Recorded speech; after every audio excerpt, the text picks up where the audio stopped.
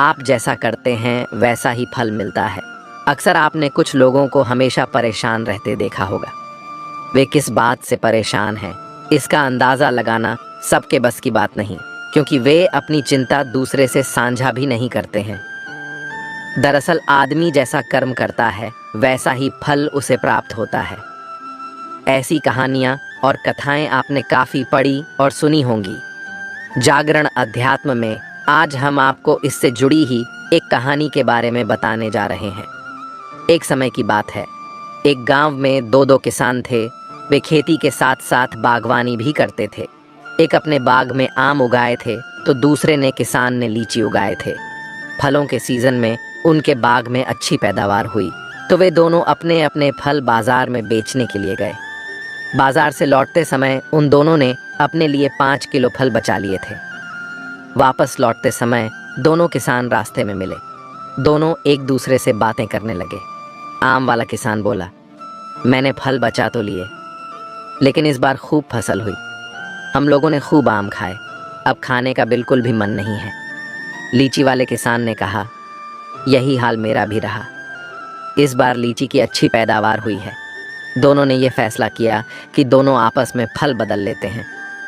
आम वाले ने लीची ले ली और लीची वाले किसान ने आम। लेकिन आम वाला किसान बहुत लालची था। उसने दूसरे किसान से नज़र बचाकर कुछ आम अपने लिए रख लिए। वहीं दूसरी ओर लीची वाला किसान आम पाकर बहुत खुश हुआ। वे दोनों अपने घर चले गए। घर जाकर लीची वाले किसान ने पूरे परिवार को आम खिलाए और उसे बड़ी अच्छी नींद आई। लेकिन आम वाला किसान रात भर शंका में जागता रहा। उसे यह लग रहा था कि उसकी तरह लीची वाले किसान ने कुछ लीची छुपाकर तो नहीं रख ली है। वह उस रात बहुत परेशान रहा। इस कहानी से सीख मिलती है, जैसा जो व्यक्ति रहता है उसकी वैसी ही सोच रहती है। एक बार एक व्यक्ति अपनी कार को बड़े प्यार से पॉलिश करके चमका रहा था। तभी उसकी बेटी पत्थर से कार पर कुछ लिखने लगी। कार पर खरोंच लगती देखकर पिता को इतना गुस्सा आया कि वह बेटी का हाथ जोर से मरोड़ देता है, इतनी जोर से कि बच्ची की उंगलियां टूट जाती हैं। बाद में अस्पताल में दर्द से कराह रही बेटी पूछती है, डैड, मेरी उंगलियां कब ठीक होंगी? गलती पर पछता रहा। पिता कोई जवाब नहीं दे पाता। वह वापस जाता है और कार पर लात बरसा गुस्सा निकालता है। कुछ देर बाद उसकी नज़र उसी खरोंच पर पड़ती है जिसकी वजह से उसने बेटी का हाथ तोड़ा था। बेटी ने पत्थर से लिखा था, आई लव यू पापा। इस कहानी से हमें यह सीख मिलती है, गुस्से और प्यार की सीमा नहीं होती। याद रखें कि चीज़ें इस्तेमाल के लिए होती हैं और इंसान प्यार करने के लिए, लेकिन होता इससे उलटा है। लोग चीज़ों से प्यार और लोगों को इस्तेमाल करते। हमारे दुखों के 5 कारण जो अपना मनचाहा प्राप्त होने पर कहते हैं प्रभु की कृपा है, पर मन के विरुद्ध होने पर उदास हो जाते हैं। यही प्रभु की कृपा का अधूरा दर्शन दुख का पहला कारण है। दूसरे का कुछ भी हो, उसका चाहे अहित हो, वह चाहे दुखी हो, पर हमारा भला होना चाहिए। हमारा यह मलिन स्वार्थ हमारे दुख का दूसरा कारण है। हमें वर्तमान में जो वस्तुएं प्राप्त हैं या अभिलाष हैं, उनके छिन जाने या ना मिल पाने का निरंतर बने रहने वाला भय हमारे दुखों का तीसरा कारण है। जो हमें करना चाहिए वह ना करना और जो नहीं करना चाहिए उसको करना, यह प्रमाद भरी आदतें हमारे दुखों का चौथा कारण है। हमें निमित्त बनाकर कहीं कोई सुंदर घटना हो जाने पर उसका सारा श्रेय हम अकेले ही ले लेना चाहते हैं। यही अहम भाव हमारे दुखों का 5वां कारण है। स्वास्थ्य सबसे बड़ी दौलत है। संतोष सबसे बड़ा खजाना है। आत्मविश्वास सबसे बड़ा मित्र है। ईश्वर सिर्फ मिलाने का कार्य करते हैं। संबंधों में दूरियां या नज़दीकियां बढ़ाने का कार्य मनुष्य स्वयं करता है। मन के झूठ पकड़े कई दफ़ा हम अपने सच से दूर भाग रहे होते हैं। हम नहीं जानते या जानना नहीं चाहते कि आखिर हम चाह क्या रहे हैं। एक तरफ कहेंगे कि हम अमुक को देखना नहीं चाहते, पर फिर कहेंगे कि वे बात क्यों नहीं कर रहे हैं।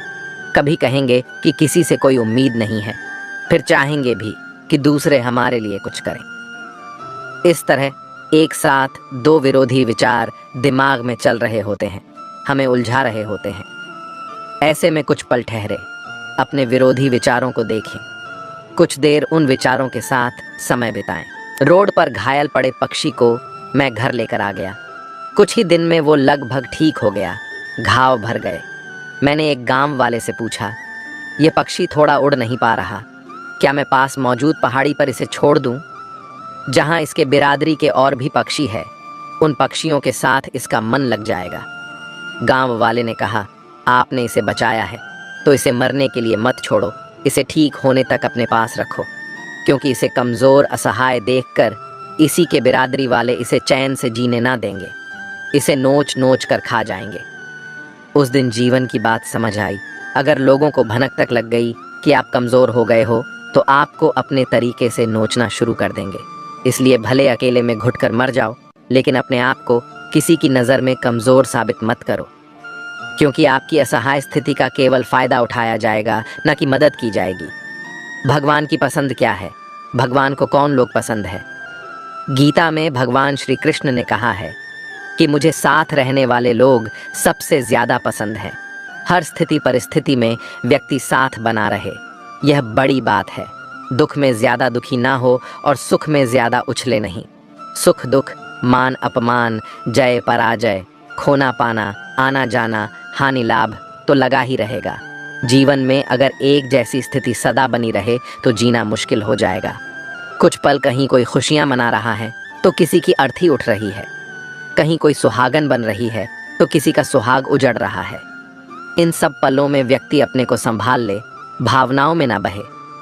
कहते हैं जिन्हें दूसरों की थाली में घी ज्यादा दिखता है वह कभी खुद चैन से नहीं रहते। व्यक्ति को हमेशा वह चाहिए जो उसके पास नहीं है, और वह मिल जाए तो नई महत्वाकांक्षा उसकी जगह ले लेती है। इस तरह पूरा जीवन असंतोष में ही बीत जाता है। संतुष्टि ही जीवन का मूल मंत्र है। अगर इंसान में संतोष है तो कोई दुख उसे तोड़ नहीं सकता। यही है जीवन का रहस्य। अक्सर लोग एक बहुत ही कॉमन सवाल पूछते हैं कि मैं खुश कैसे रह सकता हूँ। मैं उन्हें एक आदमी के बारे में बताता हूँ जो हमेशा शिकायत करता रहता था कि उसके ऊपर ईश्वर की कृपा नहीं है। एक दिन अचानक उसकी आंखों में कुछ खुजली हुई जिसने उसका नज़रिया पूरी तरह बदल दिया। डॉक्टर ने इसे कैंसर बताया और आंखें निकालने की नौबत आ गई ताकि कैंसर पूरे शरीर में ना फैले। एकदम बिखर चुका वह इंसान यूं ही सर्जरी वार्ड में अंदर गया। उसके दिमाग में एक ही ख्याल था, उसका धुंधला भविष्य।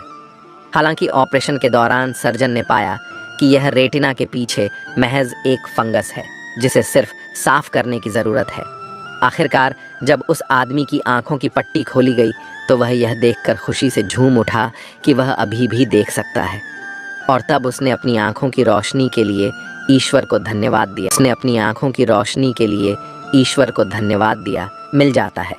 भगवान एक पत्थर के अंदर भी कोई ढूंढे तो सही, भगवान तो इंसान के अंदर भी है।